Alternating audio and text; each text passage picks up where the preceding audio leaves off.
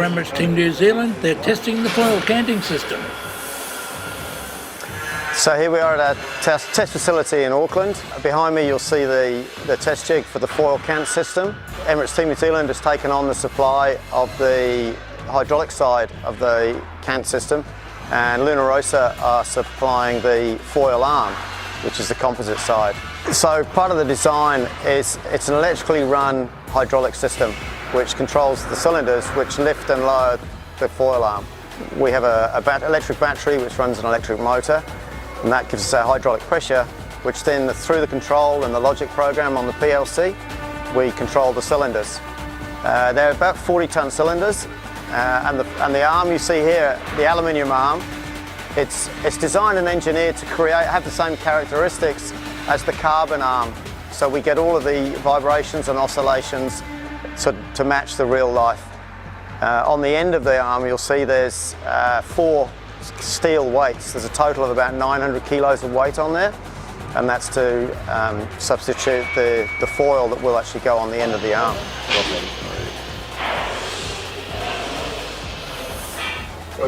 The arm in the position it's at now is at 70 degrees, which is basically when the boat will start to sail and start to foil. And then from there we can, on the windward foil, it will be raised out of the water to an angle of 120 degrees. This is hopefully achieved over 3 seconds. There is a bit of oscillation still seen, but through the logic and trimming of the hydraulic system, we can alleviate that bounce at the end. We've been designing and engineering the system for over 6 months now. So during the last 2 weeks of actually finally putting the system together, we can now replicate the maneuvers on the boat, and by adjusting the logic we can trim out the speed and any vibrations, and we can analyse the dynamic movement of the whole system. Everything's gone really well. Everything fits the design and the model as we first imagined.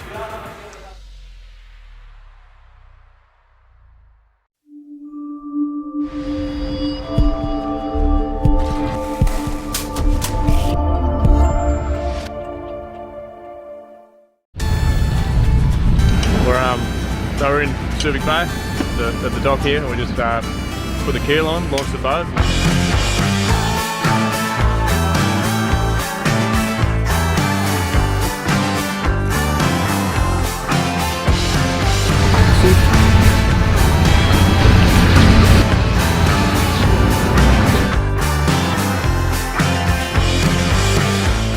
Just attach the clevis pin. The clevis pin's the big pin holds 180 tonne that attaches the keel ram to the head of the canting keel. You've got to have a little, it's got to self-align, find its own spot. And that's what allows the boat to can and makes it go fast. No time to worry anymore. Boat's all good. We're gonna put it now the mast. Keel, bolts, all good. So I think it's time for the mast in. Boom, ladder boards.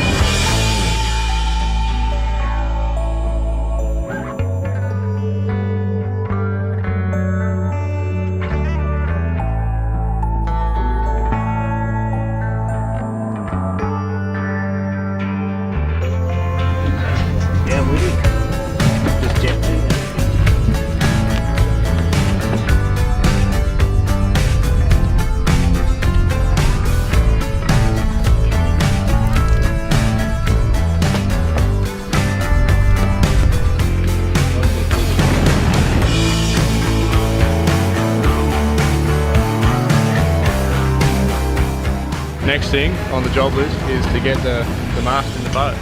So it's a 44-metre rig, and yeah, got to lift it with the crane and put it on the boat.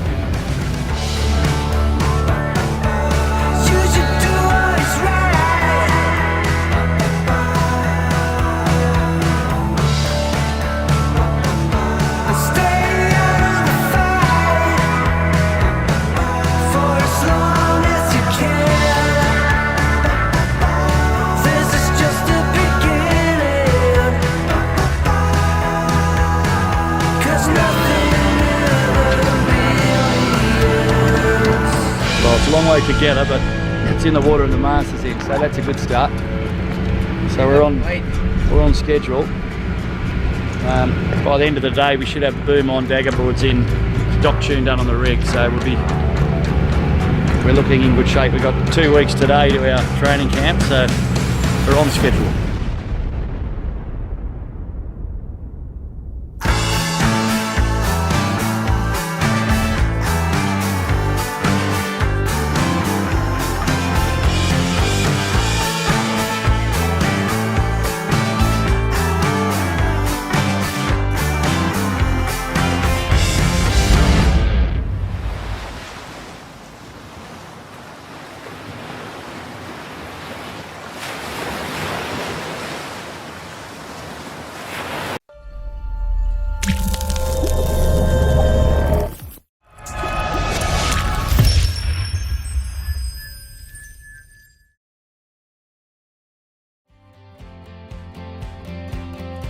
Today in Porticcevo, the Rolex Swan Cup got underway in the sparkling waters of Sardinia's Costa Smeralda.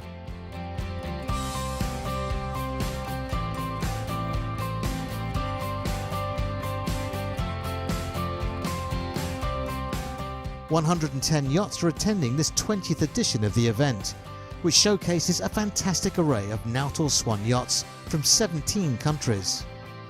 The fleet has been divided into 6 classes, and among the highlights are the Club Swan 50s, contesting their inaugural World Championship. The class features 12 highly competitive one-design yachts, crewed by a star-studded lineup of world-class talent, all eager to prove their worth. Whenever you can go head-to-head against another very, very well-sailed boat, identical boat, technically the best person wins. So it's, good sailors aren't drawn away from competition, let's put it that way, and the competition here is fantastic. Despite light winds on the Windward-Lurd course, the first day's racing was fiercely contested. The 2 races saw an impressive performance from German Yacht 1 Group, scoring a second and a first to take them into the standings lead over Matilde and Italian yacht Ulica. The Club Swan 50 World Championship will continue over the course of the week-long regatta, as the remaining other 5 classes also contest their championships and divisions, here at the Rolex Swan Cup.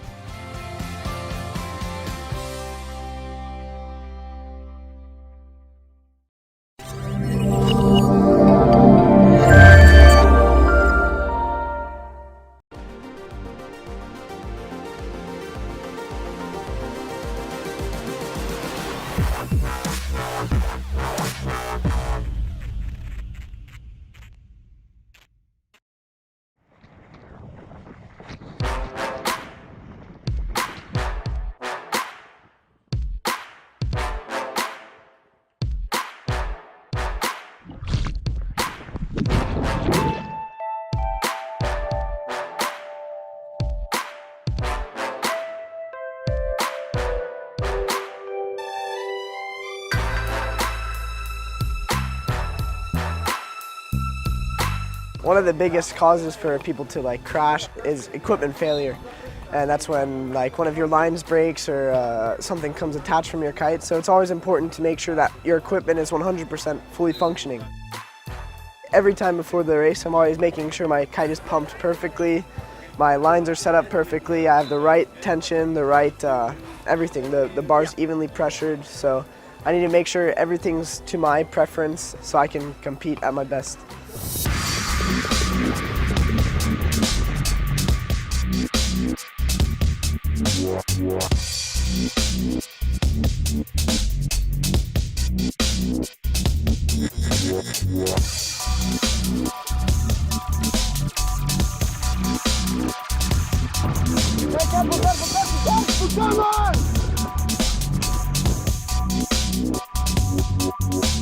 I feel amazing, it never happened. I don't know, if in other case somebody just win 8 elimination on first place.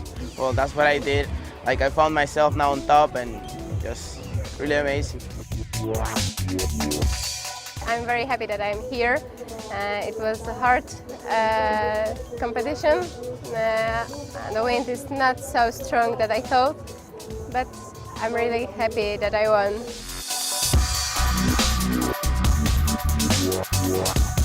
I feel super happy about winning it the third time now, the Twin Tip World Championship. It was a tough fight. We had some close battles, and yeah, I want to defend it next year again. I feel very happy, and this victory means a lot. I won in the place where I first started kiting, where all my family is, and it was a hard fight. The girls are good, and I didn't expect that, but I believed in it, and till the end I fought it and got the place I came here for.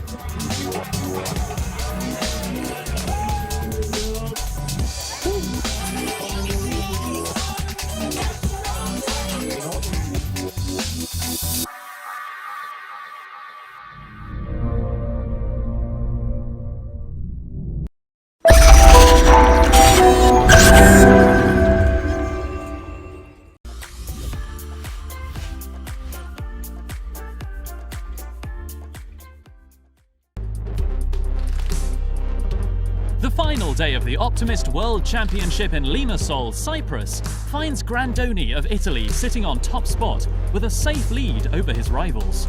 All that remains for him to do now is sail carefully and get a top 10 finish. At the same time, there is a tough battle between Bunak from Thailand and Sitzman and Baker from the US for the remaining 2 podium places. I think I can definitely keep my spot, and I think that I can also make some gains and improve in the event. I've made some mistakes yesterday, and I think that I can improve those and move up.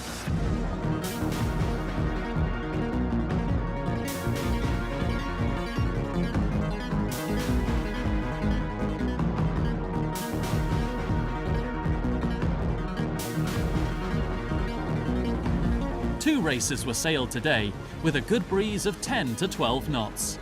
Stefan Baker managed to score a bullet and so finished the championship in second, leaving Bunak from Thailand in third. Grandoni sailed safe today and maintained his lead, claiming the world title for the second consecutive year. I'm so happy because this is my second time. I won last year in Thailand, in Pattaya, and this year I won in Cyprus. And I'm really happy. There was good racing from Pirello, who managed to maintain her lead with a solid performance today and was crowned champion. It was second for Toff from Singapore and third for Ullmann from Switzerland. I'm very happy to win for second time and hopefully the next year too. I was very prepared and I worked a lot. Fantastic event, location, the organizers on the water, everything came out perfectly. The wind, as you can see now, we've had a bit of everything, some light and too strong today. So all in all, excellent racing for the kids, excellent for World Championships. The World Championship closed with a warm awards ceremony at Famagusta Yacht Club. Congratulations to all the winners, and most of all, to all the sailors and organisers. Thanks for watching.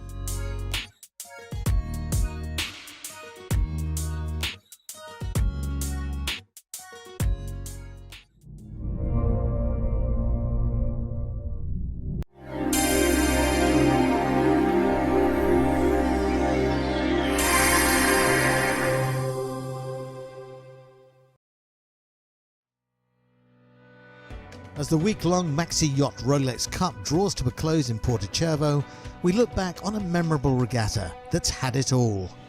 Spectacular action, high-caliber competition, stunning scenery, and for those who have excelled, the acclaim and rewards that come with being best in class. So what does it take to win this most prestigious of regattas? It's about precision with the pre-starts especially, and then precisions in the maneuver. You got a piece of equipment here, a watch made by 40 people, and each one of these pieces has to work precisely. I think that's been the key for us succeeding this week.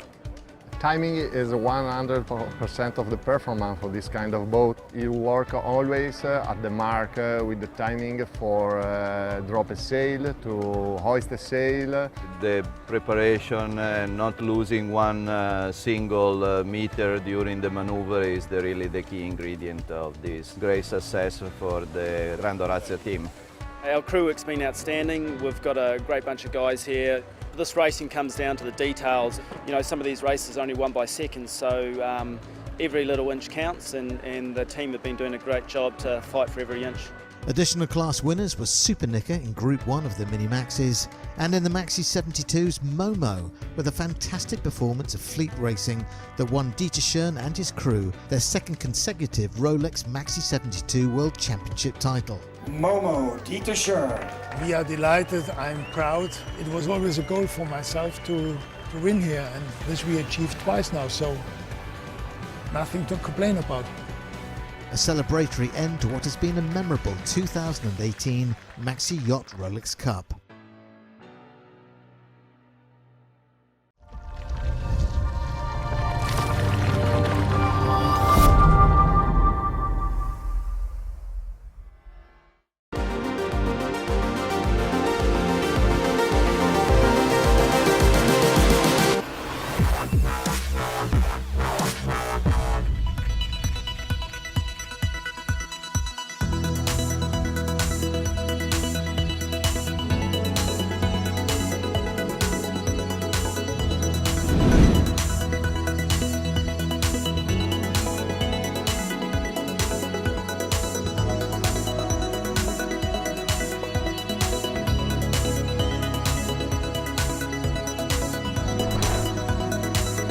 I think Maxime has been very strong this time, and Daniela Miraz. Maxime is already leading quite comfortably, so I don't think he will fall from the first place. And in the women's category, Daniela is pretty sure to win. I don't know, either Maxime, Nico, or Connor. It's gonna be very tight. Nico Parlier. From the points right now, I think Maxime is gonna win. Still gonna back myself, so I'm gonna say I'm gonna win by the end of today. I'd back up Connor Bainbridge. I didn't know, I hope it's me, the best one.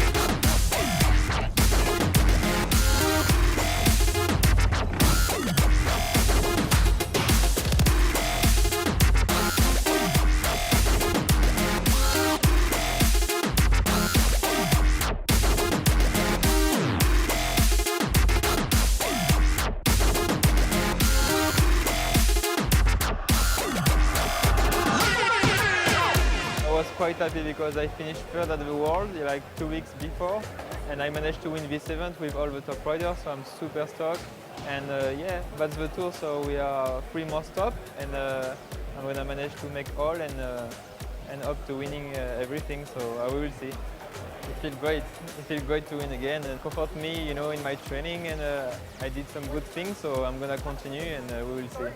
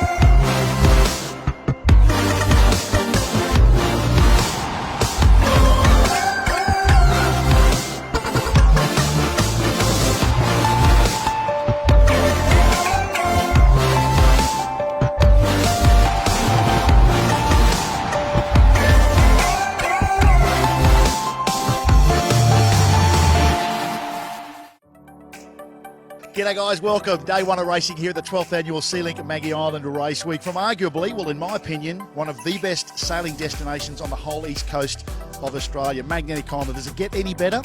We're at the end of the season of sailing. People have done all their other regattas, but they look forward to getting here and racing on Magnetic Island, as I do and the Revolution Productions team do, and bringing you all the action. Whether it's on water or off water, it is both fierce, and it was shown last night. Pepper's Race HQ, the welcoming night. What an amazing night that was. And for me personally, sitting there and looking at all the familiar faces, a couple of new faces, to see everyone with smiles on their face, having a drink, listening to all of our dignitaries, welcome you here to this event and getting ready for what promises to be an amazing event. Looking at the conditions for the next couple of days, well today in particular, not ideal for sailing. They're sort of saying that 5 to 10 knot mark. Fingers crossed the sea breeze will kick in. I can't wait. I know you can't wait. Let's get into it. Catching up with race day sponsor Brownie from Nautilus Marine, and I can just about call you a veteran, touching or getting towards 10 regattas. Correct, 8 or 9 regattas, yeah. Always coming back to one of my favourite regattas. Beautiful sunshine, blue skies. It doesn't get any better than this. So I know, Brownie, you from Sydney, and you get to race and travel to a lot of destinations. How does this stack up? Maggie Island, is there any better? I really honestly don't think. I think this is the best race on the east coast of Australia, best regatta. The crowd are always welcoming, the staff are always welcoming. It's a great opportunity for the owners to actually network and talk and have a few beers on the deck, and more importantly, it's the more casual sort of lifestyle type thing where they can look over their boats from the hotel, you know, and salivate about the racing every day. So being a race day sponsor, you don't have to think twice. When it's offered to Nautilus Marine, bang, you're in. No-brainer. Absolute no-brainer. One of the hardest jobs here at the SeaLink Maggie Island Race Week is putting on the decals, the stickers, and now the goal is to have no bubbles. How you going? No bubbles and on straight. Fellas, how are we doing here, fellas? Not too good, thanks. Thanks for asking, no. They're getting, is there any skill, do you train for this? Absolutely. Yes. You've got to be a navigator and use a navigation tool, you see. And now you're getting all the air bubbles out? Yes, yep. Trying to get the bubbles out. Does it enhance any speed? Oh, it makes the boat go much faster. You never know who you're going to find here. Just give me that $50. The money man, Paul Clitheroe. I'll shake your hand for free. But also an avid yachty, mate. Let's talk about the lovely balance first, and a bit of history with this vessel. Talked about Sydney to Hobart's. Yeah, well, this girl's my sixth balance, but she's an amazing boat. She won Hobart as Quest, and then when I bought her, we won Hobart in 2015 as balance, and her Hobart record is just second to none. So she's had 2 wins, would you believe? Last year, second outright. The year before, 4th outright, the year before, 1 Hobart. And so as soon as you put her in sort of 20, 30-foot waves, she's an extraordinary boat. Now, you know, I'll always find a great interview, but fancy an all-female crew. They've even got their little pet unicorn. Sharon, welcome. First time here at Magnetic Island Race Week. Great to have you. Thank you very much. It's a pleasure to be here. So all-female crew, Reggie Didge? Yes, true, 100% straight females. We've got 6 girls on board here because we've been told that it's very intense on the racetrack, and also everyone wanted to come because they couldn't wait to get here. So we're 6. So tell us about what you'd heard about the SeaLink Maggie Island Race Week. What has made you come to this gorgeous part of the world? Well, everyone in Hamo keeps saying that, well, if you like Hamo, Magnetic's even better. And I'm going, well, how can you beat this? My good, it must be absolutely sensational.